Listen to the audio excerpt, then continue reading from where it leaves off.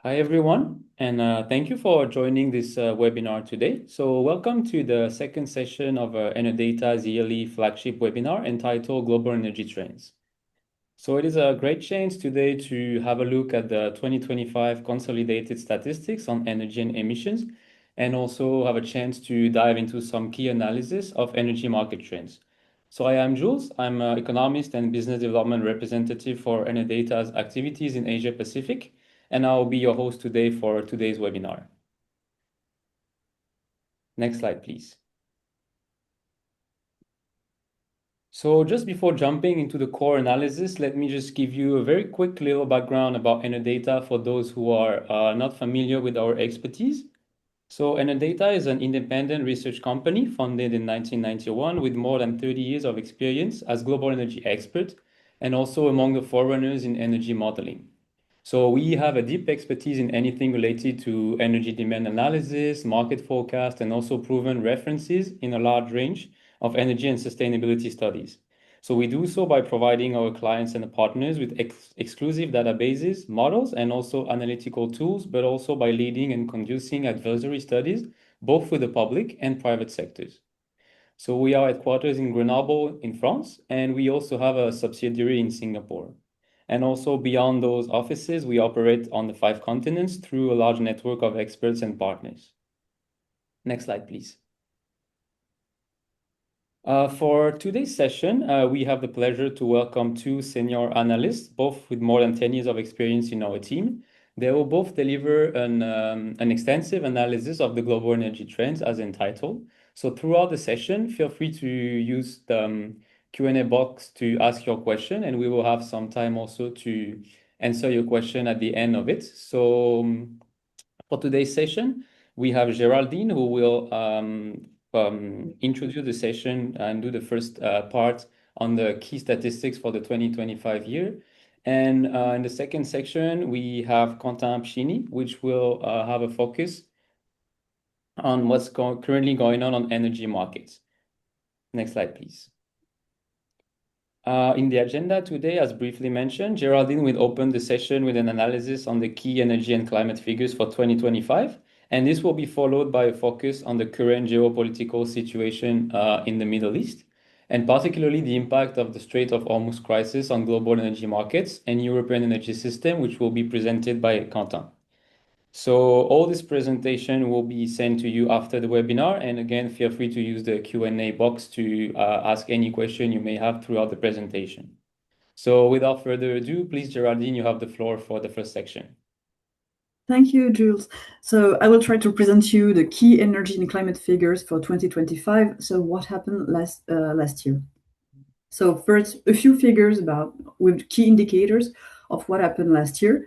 So if there was just one figure to remember of 2025, that would be zero. Zero as the growth in CO2 emissions, pending data revision, of course. So global CO2 emission for the G20, they remain stable at around 32 gigatons of CO2 equivalent. This is good news, even if these emissions are still 9% above their 2015 level, so when the Paris Agreement was signed.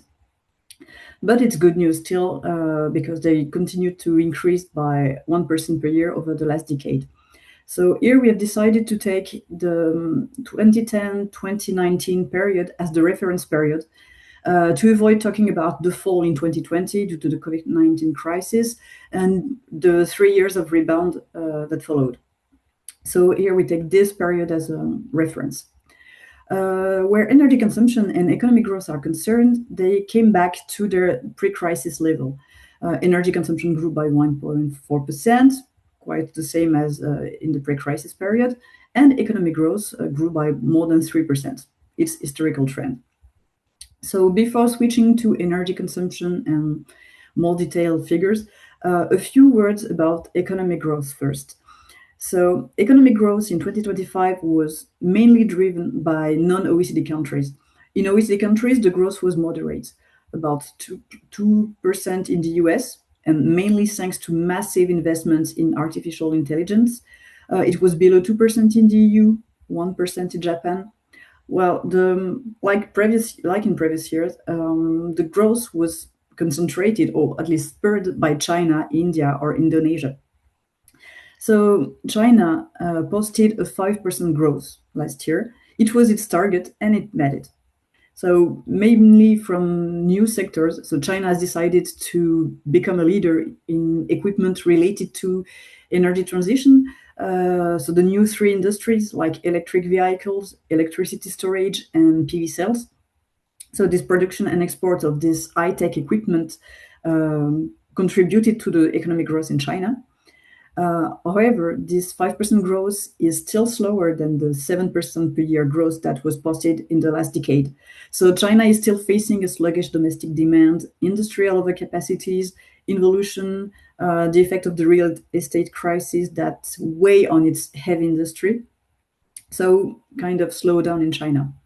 And finally, to end up with economic growth, we can notice that the Russian GDP grew by only 1% after 2 or 3 years of 4% growth due to sanctions that pile up and lower fiscal incentives. So that's all for economic growth. I try to comment it because it was one of the main drivers for energy consumption. So now we can skip to energy consumption.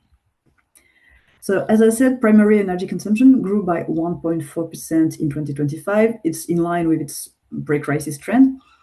It grew in almost all, well, it slowed down in almost all countries in the G20, but it accelerated in the United States. So this is contrary to previous years. The United States was one of the main drivers for energy consumption. We will see later, but it was due to higher electricity and coal consumption. In other G20 countries, the growth was slower than in 2024 due to three main factors. First, the largest one, it's the surging renewable power generation. We estimate that wind and solar generation, which soared in 2025, contributed to cut consumption of fossil fuels like coal, oil, and gas. So this wind and solar generation contributed to save 1.2 gigatons of oil equivalent in 2025. This is the equivalent of 10% of the G20 energy consumption. This is the equivalent to India's energy consumption. So this is a huge amount. And this was particularly noticeable in China, in India, but also in other countries like Europe or Japan or even Australia. The second factor is the weaker industrial activity, especially in China. So Chinese industry continued to grow, but the heavy industry, which is very energy intensive, like cement, glass, iron, and steel, declined. So this weaker industrial activity had an impact on Chinese energy consumption and the G20 energy consumption. And the last effect was that there were fewer heat waves in 2025 compared to the previous year. So lower cooling needs that contributed to tame energy consumption growth. So since we are talking about energy consumption, let's have a few words on final energy intensity. So final energy intensity is final energy consumption from sectors like industry, transport, buildings, compared to the GDP. How much this sector, the economy, requires energy consumption to create €1 or $1 of GDP. So last year, there was a slight improvement in final energy intensity since it declined by 1.4%. So that was due to the electrification of use and of transport in China and India, the decline of heavy industry in China, and also to long-term trends like energy efficiency trends, better buildings, more insulated buildings, more efficient engines, and also due to the tertiarization, the fact that the service sector is always bigger, has an always bigger share in the GDP for limited energy consumption. So that was a slight decline, but it's a decline in line with the last 10-year trend. So there has been no improvement, no acceleration in this reduction since the Paris Agreement. And so we would need to accelerate efforts to reach at least the commitment of the NDCs and national plans we would need to cut this final energy intensity by 2.4% per year. And to reach the 2-degree target, we would need to double this reduction to 2.9% per year. So there are still efforts to be made. So if you want to know which energy were more used or less used last year, energy consumption was driven by higher electricity consumption. Well, electricity consumption declined compared to 2024, but was in line with its long-term trend. So we will see electricity in more detailed way. Oil consumption also increased in 2025 by 1.5% after a year of stagnation, and this is higher than the long-term trend of 1% per year. So this increase was mainly driven by two countries. Well, China, which became the largest oil consumer in the world, and the United States, and together they account for 25% of the G20 oil consumption. So in these two major oil-consuming countries, the petrochemical demand was very strong, very dynamic. So it contributed to fuel consumption. And also in China, China took advantage of more abundant oil production on the market and of lower oil prices to rebuild its stocks. So the energy security was really one of the main pillars of Chinese policy. So these two factors contributed to raise oil consumption, whereas transport declined or remained stable in those countries. Coal consumption also remained stable, and that's really noticeable.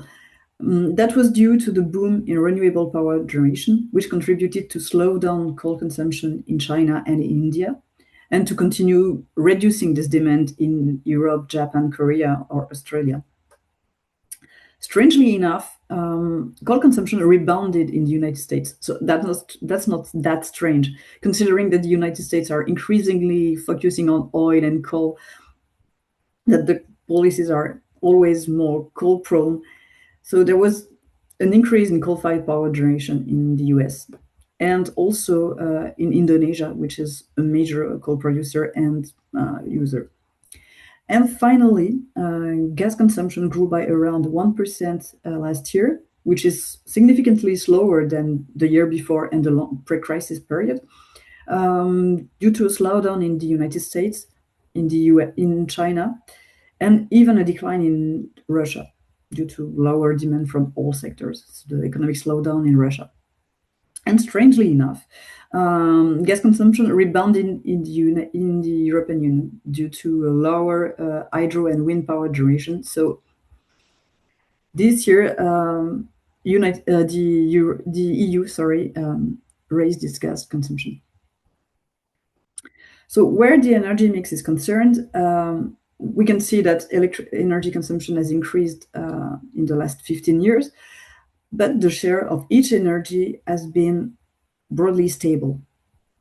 So the share of coal has remained stable at around 1/3 of energy consumption, that of gas at around 20%. So these two energies together, they cover more than half of the energy mix. So despite the increase in electricity consumption, the share of primary electricity, that's from renewable, from nuclear, from hydropower, has only slightly increased, gaining 2 percentage points in 15 years. So that's very slow. It's real, but it's very slow. So now let's have a look at electricity. Well, all the graphs are built on the same model, with the growth rates in orange for last year, in blue for 2024, in green for the long-term period, and the share of each country or zone in the G20. So this electricity consumption continued to increase. It was mainly due to increases in China, nearly 5%, and the United States, more than 2%, as in 2024.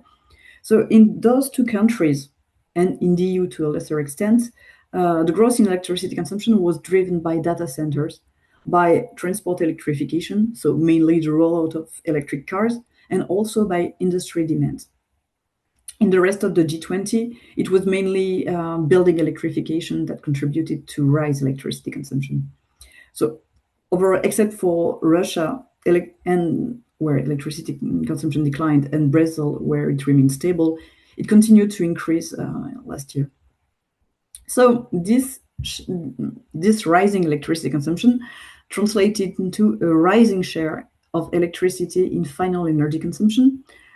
Electricity has gained 4 percentage points in the last 15 years, reaching 23% in 2025.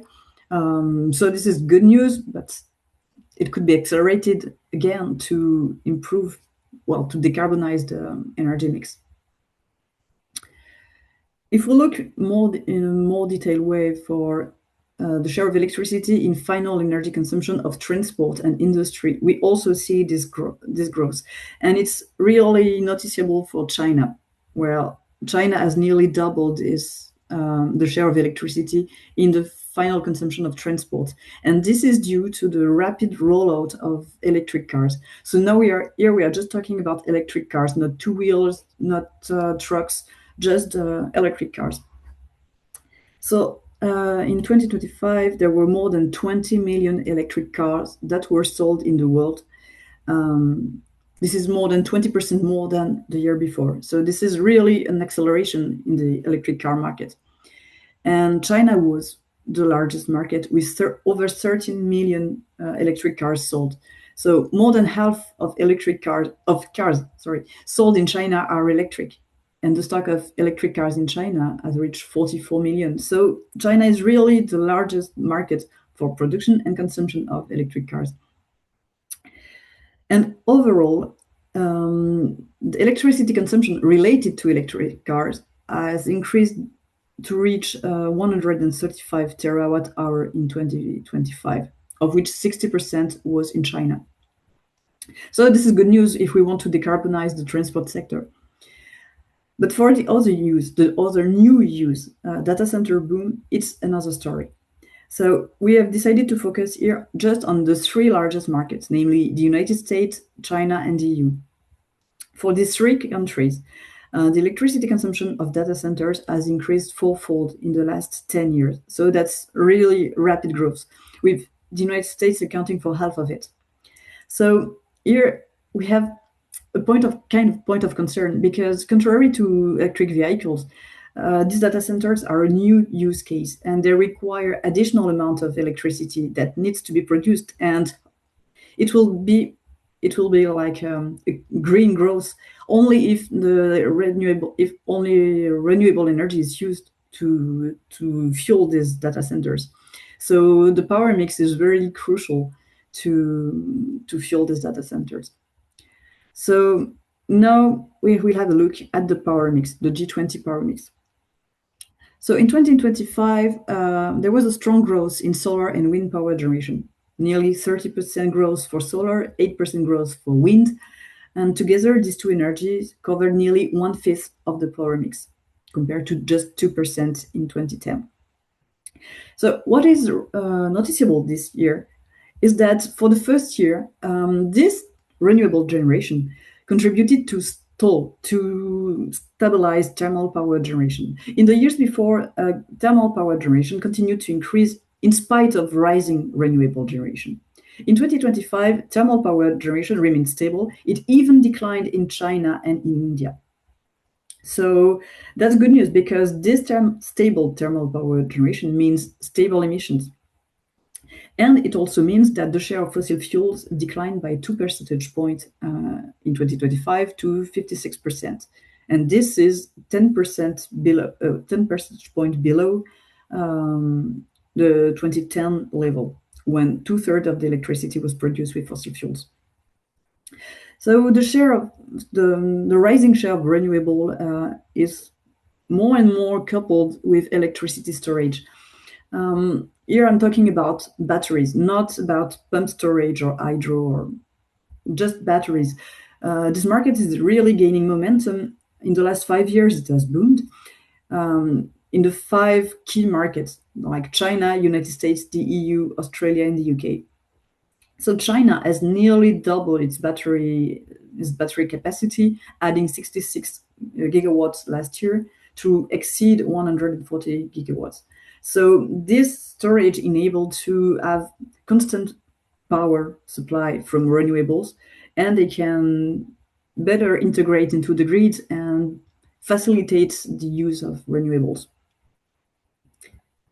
So the good news for wind and solar is that in 2025, we reached a new record for renewable power installations and production.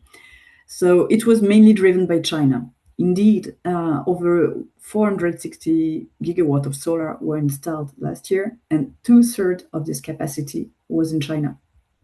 As well, nearly 150 gigawatt of wind were installed, and 80% of which was in China. So China is really the largest market for installation. It's very dynamic.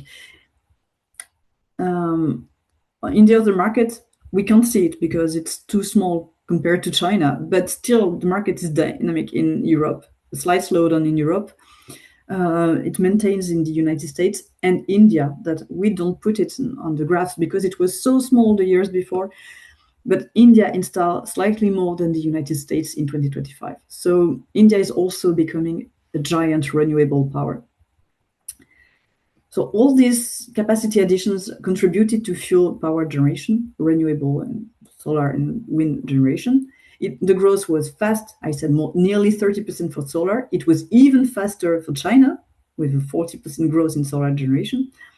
And China now accounts for more than 40% of the G20 power generation, wind generation.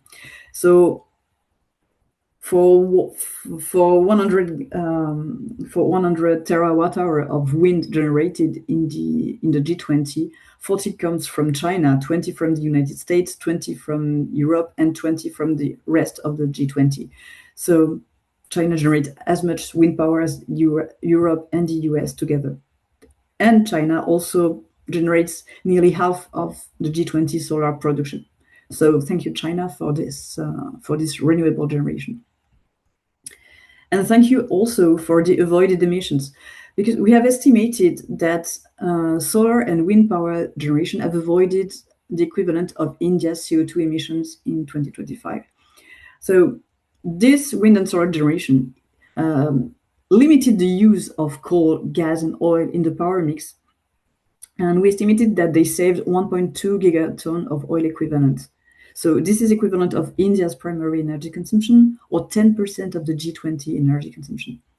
If we convert this energy measure into CO2, that's 4 gigatons of CO2 equivalents that were avoided. That's equivalent to India's total CO2 emissions in 2025. And half of these emissions were avoided in China. So that's really a good news, especially if you consider that emissions are about 32 gigatons. And if we consider it since 2010, around 26 gigatons of CO2 equivalent have been avoided in the G20, 40% of which in China, 20% of which in the US, and 20% of which in the EU. So this is good news for all the emissions that have been saved. So this renewable generation, with the emissions avoided, with the thermal generation that has stabilized, CO2 emission from combustion from the power sector remain stable. That was particularly the case in China and India, which are the two largest emitters with nearly half of the G20 CO2 emissions. On top of this, there was also a decrease in emissions from industrial process, with a 7% decline in cement production in China. And, however, on the other hand, a strong increase in CO2 emissions from the United States, since its coal consumption continued to increase, also in Canada and in Indonesia for the power generation sector and nickel refinery. So we succeeded in stabilize CO2 emission. Now we need to cut them. So what to remember of 2025? So a few key takeaways. So 2025 was a year of return to normal in terms of economic growth and energy consumption.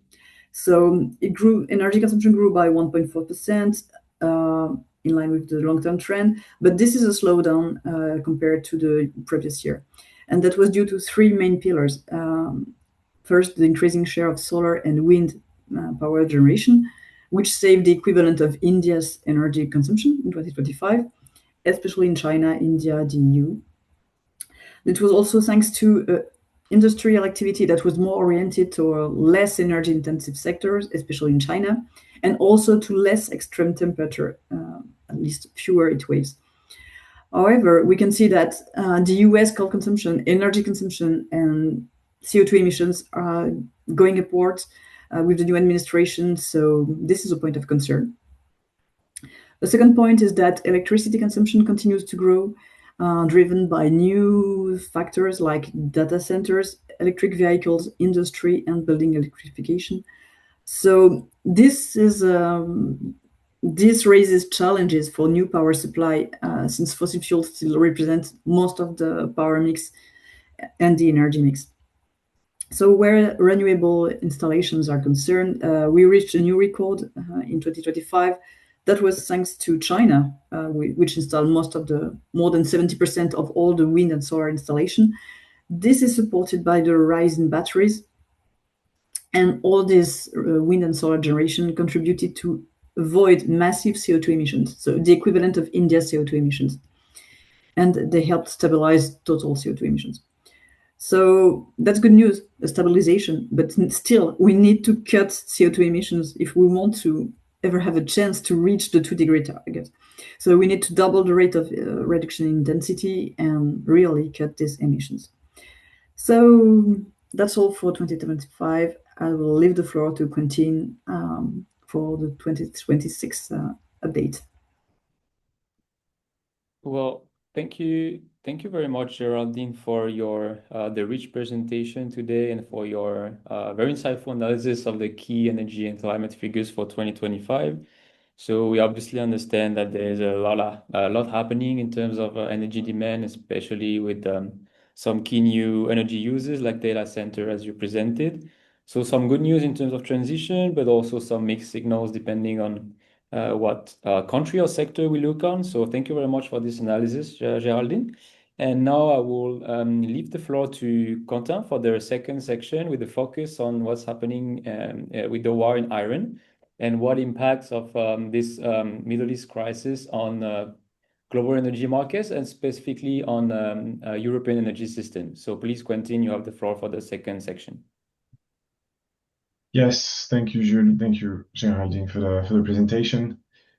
I hope you can all hear me well. Yeah. So as you were just saying, I am going to now focus on what's been currently going on and well, try to break down the situation very humbly. What are we observing so far? Why? What can we expect? And also, centered, I guess, mostly on European energy system, but I guess that applies to most important countries. How do countries react? What are the consequences of what's going on? And in the long term, what are the solutions to prevent these things from happening, basically? So first, let's look at the Strait of Hormuz crisis. So I'm sure you're aware of the situation. I'm not going to spend too much time on this. And maybe as I was, you were not very aware of the Strait of Hormuz a few months ago. So American strikes on Iran react by blockading the Strait of Hormuz. It turns out there's quite a lot of trade going through the Strait of Hormuz. So a few figures that I gathered here. So basically 24% of liquefied natural gas going through the Strait, 14% of refined products, and 32% of crude and condensates going through the Strait. On top of that, there were also strikes, Iranian strikes on basically LNG export capacity in Qatar, which is not as meaningful as the rest, but it adds to the rest. And also it's more of a long-term issue because, I mean, even if we lift the blockade right now, it's going to take a lot more time to rebuild this capacity, essentially. So what happened, I mean, the first indicator that we tend to look at, even though it sometimes overreacts to a lot of different things and can be a little bit not completely correlated to the physical reality of things. Obviously, the prices, and this is the Brent price, so let's say the reference price for crude in Europe, it's been increasing, exceeding $100 per barrel, which was the first time since 2022. It has since dropped, mostly also reacting to the latest announcements of potential lifting of the blockade. This is not really reflected here, but basically on daily spot prices are now around $80 per barrel, so still very high, but it's dropped quite substantially. So I've seen this expression, which I think is very it's a good one to describe the situation. So a buffer constrained supply shock. So basically, when there is a supply demand imbalance, especially supply being lower, there are three basically balancing mechanisms that are used. The first and most important one is the OPEC being a balancing producer. So excess capacity that can be used sort of upscale production to rebalance the international market. As we all know, these are the countries that are affected. Even though they are alternative routes, they're not I mean, it's not as elastic in terms of reacting and being able to ship the crude outside of the Strait. So this is a real issue. You have strategic reserves, which are theoretically very large, and that could cover the imbalance that we're observing right now, but it's not as easy as just, releasing a ton of oil on international markets. It's quite difficult. The IEA has coordinated a 400 million barrel release in March. Based on our figures, this is the chart here on the right, basically the world supply as per OPEC, the data from OPEC, and projections in demand. That's not to say that it can be supplied, it can be produced. It's basically production versus demand. Some production can still be stuck, so maybe we are even underestimating the imbalance. But if we compare those figures, even by assuming an immediate reopening of the Strait, we would still have around a 1 billion barrel imbalance by the end of half of 2026, basically. So that's much more than the release that was coordinated by the IEA. And then you have demand. So the ability to reduce demand to match and to compensate for the imbalance. We know, and we'll get to that, it's a little bit more complex than that, but it's relatively inelastic, meaning that it cannot adjust to that extent. So we conclude that even with an immediate reopening, because obviously there is a lot of transit, it takes 3, 4, maybe even more weeks to ship oil from the Middle East to importing countries. Even if we reopen right now, we're still likely to have either targeted, more likely at this point, or general shortages of oil and oil products. And let's get to oil products, because there's basically an additional tension on oil products on top of just, obviously, if crude is affected, refined products are affected, right? But there are other effects that add to that. First of all, we've seen that in the first graph. There's global trade of refined products that go through the Strait of Hormuz. So these are affected, right? Then you have a little bit more complex element that adds to that. So the Middle East produces a lot of medium and heavy crudes. So there is a general imbalance currently on global crude availability, where you have less medium and heavy crudes, and different crudes depend on the level on the density level, basically tend to lead to different refined products ultimately through refining, which means that you have availability constraints that are more problematic on certain oil products, like more than others. This is the case of, for example, diesel that is used in road transportation mainly. And this is something that you see in the chart here. So diesel reacting with a very high price spike. And you have Brent, basically the black straight lines, and then you have diesel that basically increase a lot more than petrol prices, for example, because diesel comes from mainly heavy crudes. So you have this imbalance that creates a problem on certain oil products more than others. Essentially, refiners adjust to that, but this is basically a negative sum game, meaning that you can prioritize certain products, but it will lead to a loss in efficiency and therefore not, a lower production of oil products. So this additional tension means that supply shortages are the risk of supply shortages are even amplified here by in terms of oil products. Very quickly on natural gas markets in Europe and in Asia. So basically the markets that are tied to LNG, prices have increased by around 60% in Europe in March 2026. They have reduced a little bit and stabilized around 45, 40 euros per megawatt hour. Since then, this is nothing compared to what happened in 2022, obviously, but it's still quite significant, and we'll get to that obviously. So you have the European markets, the Asian markets, and then you have the Henry Hub, which is the American price, basically, that's not as affected by the current crisis, with the US being a huge producer and exporter of energy. Now we're going to look at how countries typically react to these crises and these increase in prices to basically protect consumers. So first of all, let's look at, we talked about the relative inelasticity of oil demand. Let's dig a little bit deeper into that. So oil products, you see the consumption here in the EU in terms of where the oil products are consumed in the different sectors. As you would expect, it's mostly road transport. Other transport, it includes aviation, but it's just national aviation, domestic aviation, which is quite low. It's from a national statistics perspective, so it should be a little bit higher if we were to include international aviation. And industry, especially non-energy users, so naphtha, bitumen, etc. So these users are generally captive, meaning there are no short-term substitutions available, very little. So there are some levers. If you look at road transport, for example, you have modal shifts, carpooling, in thermal users as well. So heat and electricity generation, you can switch to different inputs.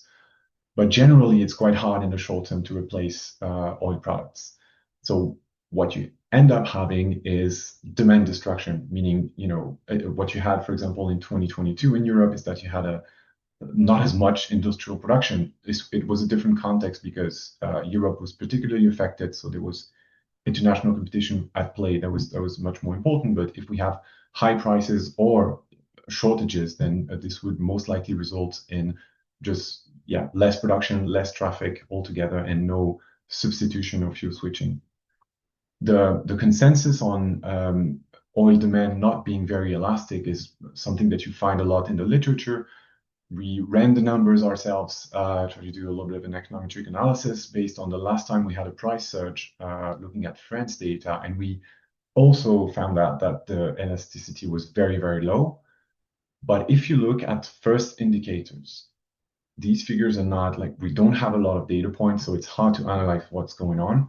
But if we look at April, the latest figures available on a European scope, the sales of the wholesale and retail sales of oil products have dropped by 2%, seasonally adjusted, meaning there's no seasonality included, or at least it's included, so it's minus 2% without taking into account seasonality. Minus 4% in Germany and Spain, minus 2% in France. And then we have first figures in May for France, which is not seasonally adjusted, it should be said, but they are quite telling because it would be minus 14% compared to May of last year. Again, not a lot of data points to take any conclusions, but it seems that demand in the EU, in the European Union is sort of reacting to these price surges. Let's talk about more generally what countries do in this situation, which is basically consumer relief, consumer protection measures.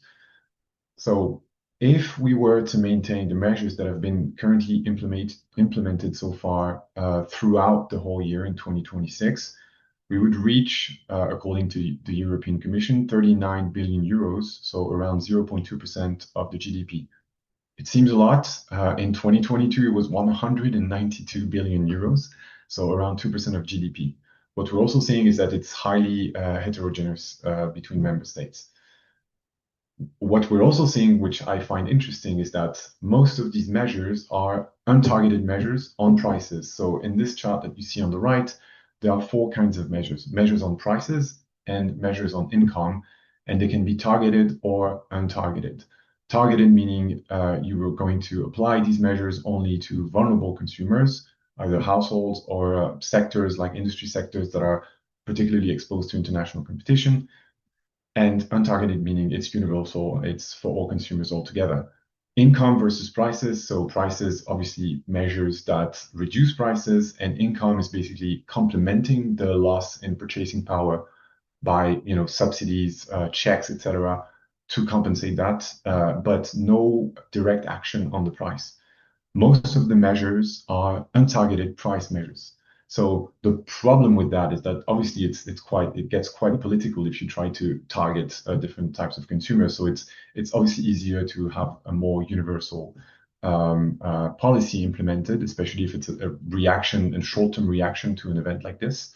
So it's easy to implement, and also reducing taxes is something that the government has full control over. But the problem is that it lowers the price signal, right? Meaning if the price stays down, then there's no incentive to consume less. We just said that the demand was inelastic. So I understand that it's not very intuitive what I'm saying right now. Still, we can hope that there would be a reaction in terms of high prices. The consumer would adapt its consumption because of the high price, and then be compensated in its income, in their income at the end of the year, for example. So not the most efficient measures, but very easy to implement, essentially.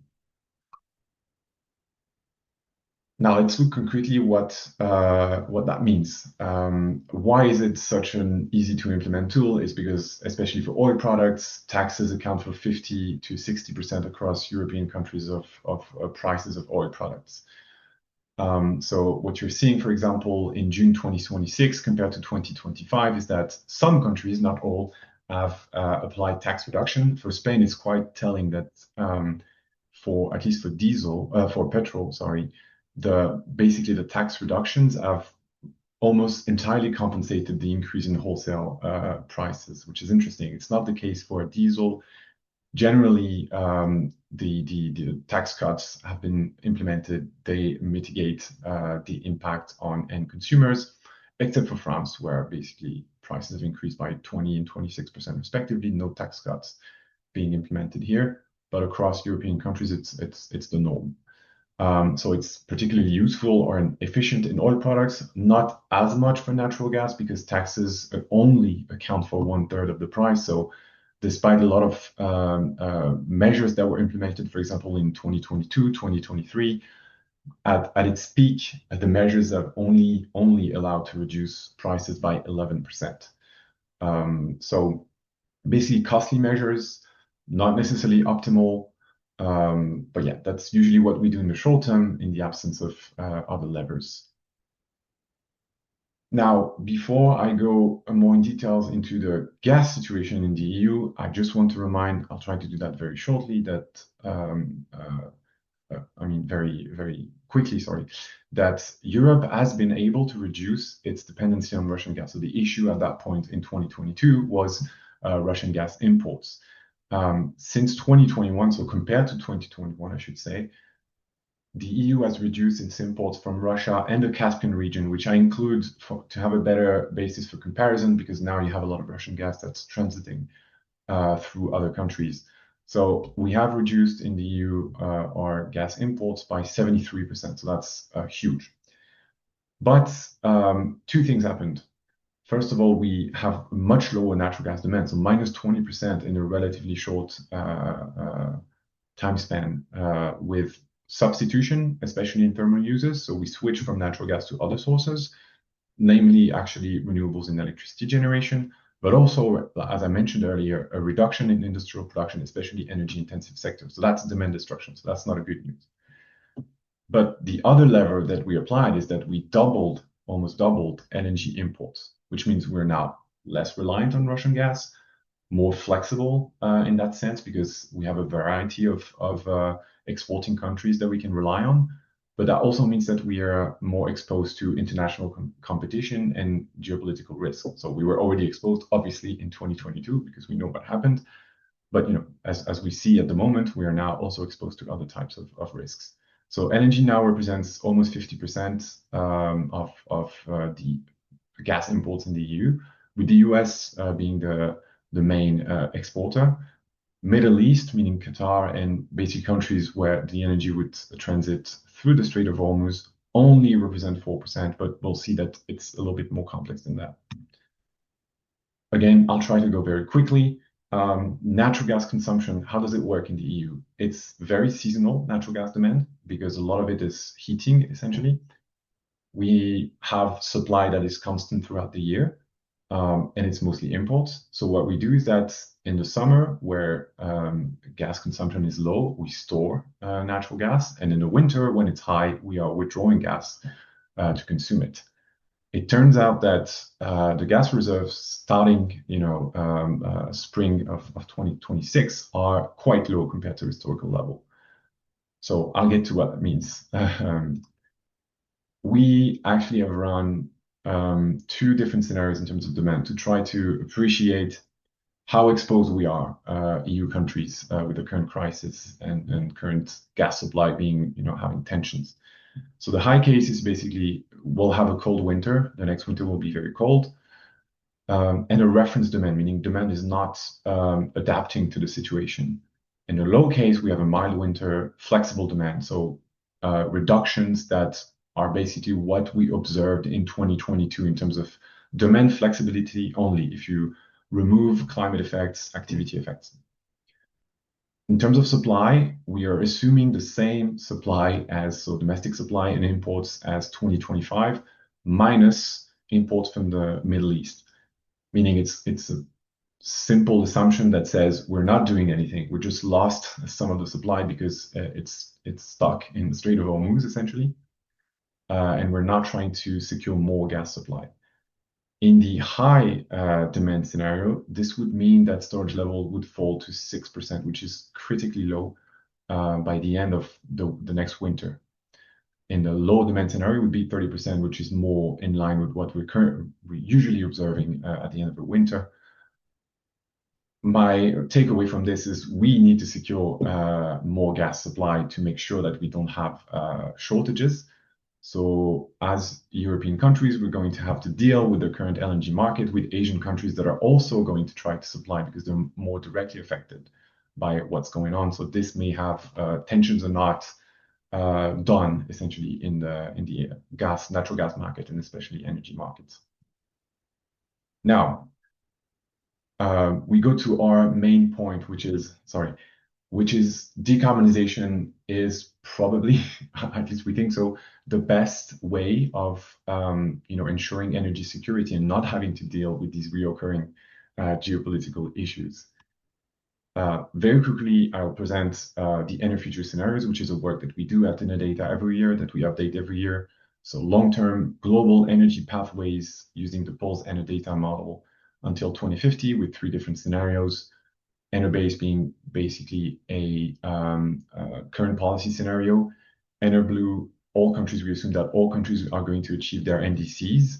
And Energreen is a more ambitious scenario on a global level where temperature increase is well below 2 degrees. So the underlying ambition of the Paris Agreement, essentially. The share of fossil fuels in our scenario would drop globally from an 80% historical figure to between 25 and 40%. So it's quite substantial. And the CO2 emissions would obviously follow and dropping substantially. What are the main decarbonization levers? I would simplify a lot of different things that will happen in the energy system by saying carbon-free electricity, efficiency, and sufficiency. Electrification of energy uses, so switching from fossil fuel-based thermal application to electricity-based application while decarbonizing power generation will considerably reduce the share of fossil fuels and associated CO2 emissions. What we see on this chart is that we would go in our more ambitious scenarios, which this is for the EU, so Enerblue and Energreen are much closer than on a global level because basically the NDCs from EU countries are closer to the underlying goal of the well below 2 degree. Basically from 20% to 60% with CO2 intensity of power generation dropping to 0 virtually, which as a result would allow the EU to drop its primary demand for fossil fuels from 64% historically to between 6 and 7%. So electrification obviously has the double advantage in a lot of cases of both decarbonizing energy demand, but also lead to a substantial energy savings. For example, heat pumps in space heating and electric vehicles will consume much less energy than thermal-based applications. But we emphasize that it must be accompanied by other efficiency installation measures and sufficiency and circularity measures. I won't go in detail, but I like to mention it still, because we think these are very important drivers as well. Now, to conclude, actually, we are going to look at a specific example of road transport and how what we are projecting for this sector in the EU is going to help the EU become more independent from foreign oil imports. So, as you all know, there are very strong dynamics in terms of electric vehicles, but the reality is that it only accounts in 2025 for 3% of energy consumption in transport in the EU. We project that it could change very rapidly. So by 2035, we could have, in our ambitious scenarios, between 30 and 40% of light vehicles being EVs and virtually all light vehicles by 2050. This would mean that consumption of oil products overall in transport would fall by 40, 50% as early as 2035 and become basically marginal in 2050. Now, to use a little bit of a different metric, I computed what it would mean in terms of avoided barrels of crude oil equivalent in the EU with different scenarios of oil prices. Obviously, quite a large range from $50 per barrel to $150 per barrel. We would have basically in 2050, we would save between, in a low scenario, 80 billion euros per year to almost 250 billion euros, sorry, per year of oil imports. And to put this into perspective, the total imports of the EU from extra EU countries in 2025 were 2,500 billion euros. So the highest scenario would mean almost 10% of that amount. So that's quite significant. And if you look at the different levers, so we talk a lot about EVs. EVs is the dominant driver here, but alternative fuels, especially to decarbonize freight transport, so heavy trucks transport, and also traffic, so generally have more efficiency, but also traffic generally reduce passenger traffic by modal shifts, carpooling, remote working, and that sort of things. It obviously is not as big of an impact as EVs, but still substantial. Which leads me, I'm looking at the time, slightly late, sorry, which leads me to my conclusions. So we are facing yet again a global geopolitical crisis. The supply of crude has been severely disrupted, and we don't really have a large-scale adjustments available in the short term, which is a problem. So we need this blockade to end. And even if it ends right away, we still might face tensions for a few weeks or months ahead of us. This also impacts, as we've seen, the energy markets with Asia and Europe, which are going to look at securing more gas supply. Similar to 2022, 2023, a lot of European countries have implemented tax cuts. Their efficiency, especially with regards to what they cost, are problematic, even though it's important to obviously protect consumers.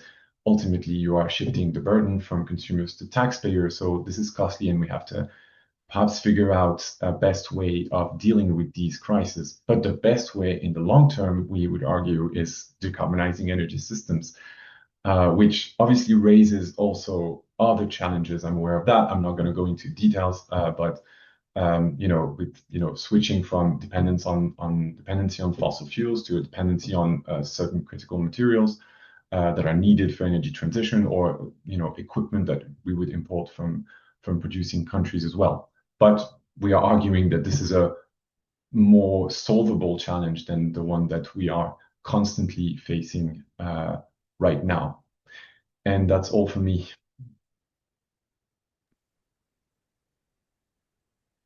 Well, thank you. Thank you so much, Quentin, for sharing your analysis of the current disruption happening on energy market due to the Strait of Hormuz crisis, notably. So now, with both Geraldine and Quentin analysis, I think we have also a very good view of the key metrics to remember from 2025, but also some critical information, I would say, on the current situation and more generally on the impact of an energy supply shock. So the full report combining both analysis as well as more country level and sector level data will be published on June 25th on our website. So it's a goldmine of information for you. You can download the publication for free. So please visit our website to download the report on that day if you're interested to get further information on this.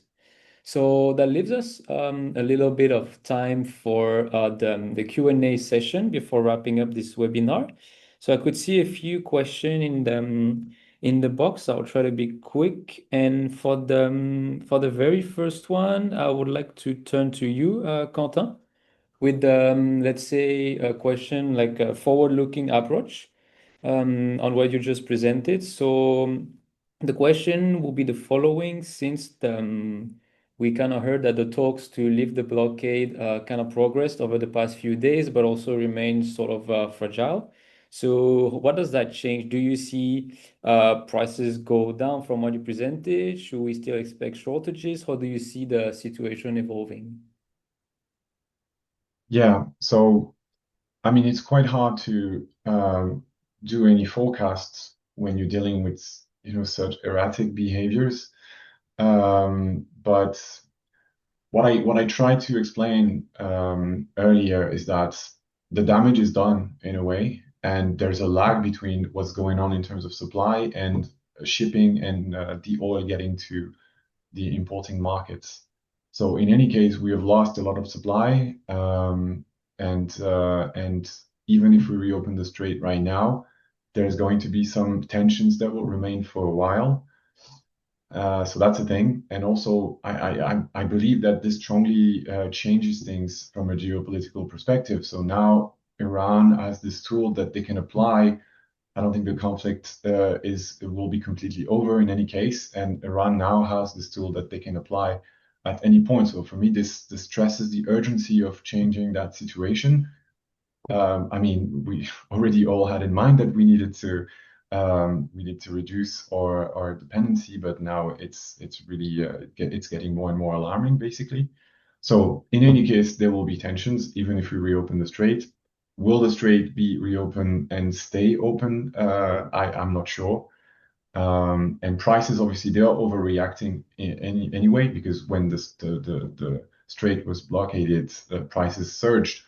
There was no physical explanation for that because the oil was in transit, and so there was no direct consequences on importing countries' oil supply.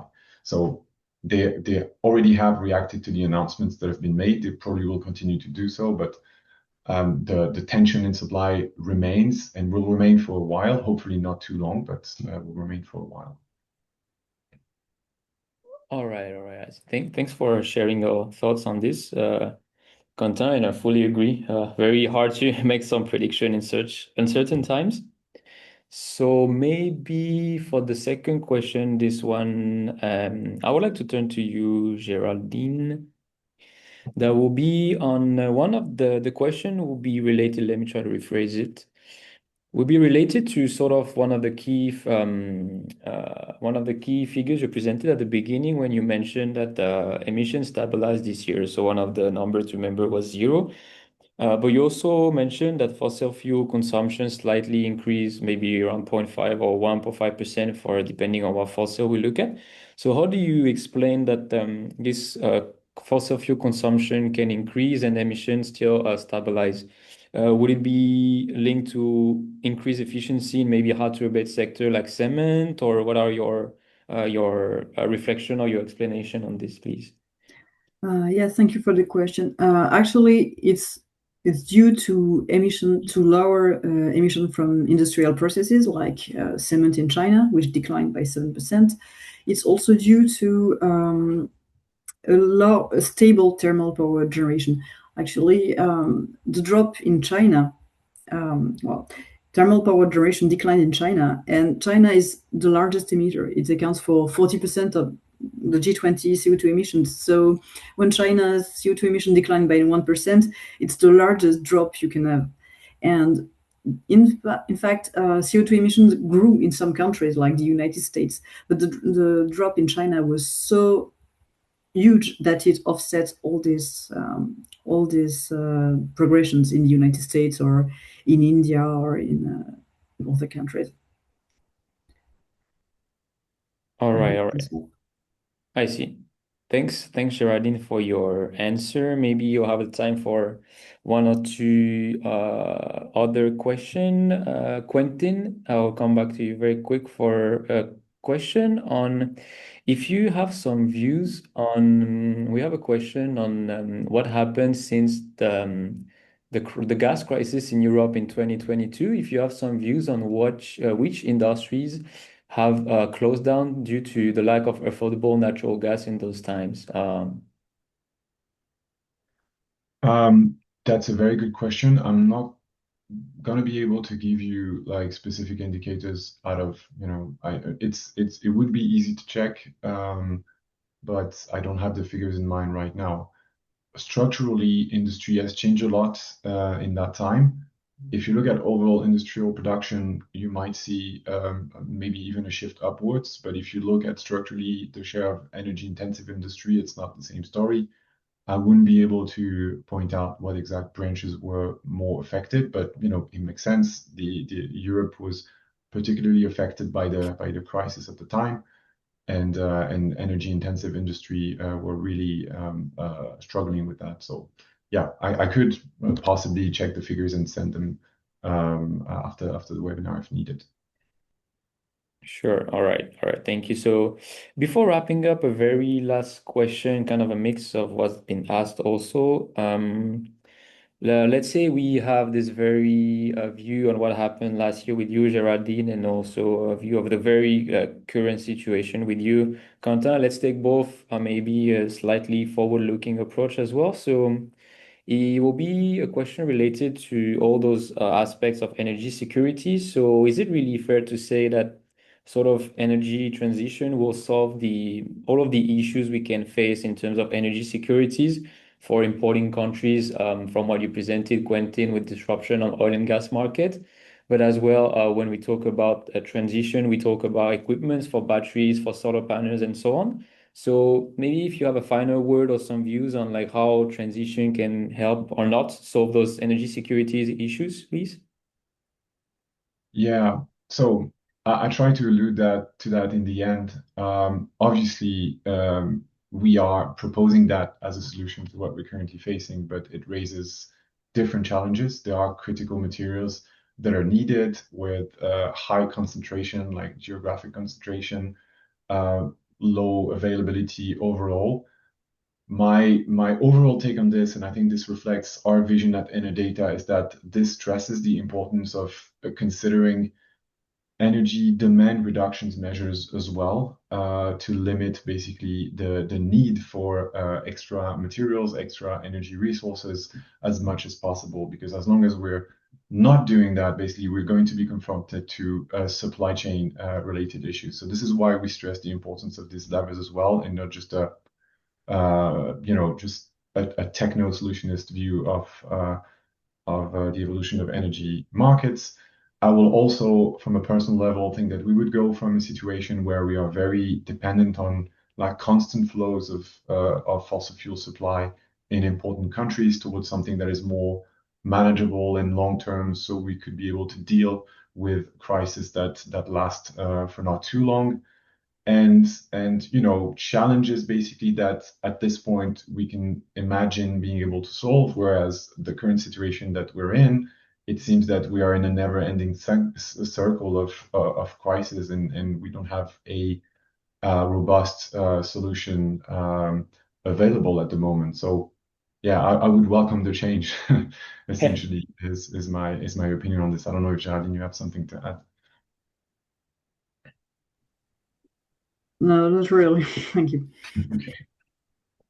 All right. Well, thank you for both of you for those very two rich presentation. Thank you for answering all the questions from the audience. Once again, I would like to turn to the audience. The full report based on those analysis from Quentin and Geraldine will be made available on June 25th on our website. So feel free to check it out. And obviously, if you have any further questions on the data, would like to learn more about our activities and the kind of data we are working on in providing, feel free to reach out to us.